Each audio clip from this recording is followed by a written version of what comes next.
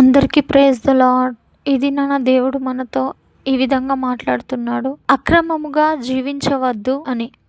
మరి నువ్వు జీవిస్తున్న విధానం ఏ విధంగా ఉంది ఒకసారి ఆలోచించు. అక్రమంగా జీవిస్తున్నావా? ఇతరులవి తీసుకుంటున్నావా? నీ ఇరుగు పొరుగు వారిది నీకే కావాలంటూ ఆశిస్తున్నావా? లేదా నీకు రావాల్సిన దానికన్నా ఎక్కువగా తీసుకుంటున్నావా? అది దేవుడి దృష్టిలో అక్రమము అని. అక్రమం చేసేవారు ఆయన రాజ్యంలో నిలవలేరంట అండి.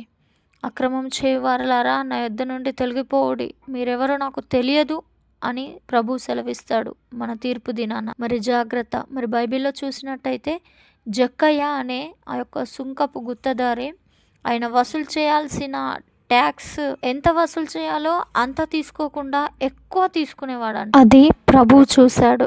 మరి జక్కయ్య దగ్గరికి ప్రభు వెళ్ళినప్పుడు జక్కయ్యలో ఉన్న పాపం, అక్రమం అనే పాపం బయటికి వెళ్ళిపోయిందండి. ప్రభువు ఆ జక్కయ్యని దర్శించగానే, జక్కయ్య ఇంటికి వెళ్ళగానే జక్కయ్యలో ఉన్న అక్రమం అనేది బయటికి వెళ్ళిపోయింది. ఎందుకంటే ఆ జక్కయ్య తను ఎవరి దగ్గర అయితే ఎక్కువ ట్యాక్స్ కలెక్ట్ చేశాడో వాళ్ళందరికీ 4 వంతులుగా రిటర్న్ ఇచ్చేశాడు. మరి ఇంకా నీలో అక్రమ జీవితం ఉంటే ప్రభు నీతో ఉండడు, నీలో నుండి వెళ్ళిపోతాడు. జాగ్రత్త.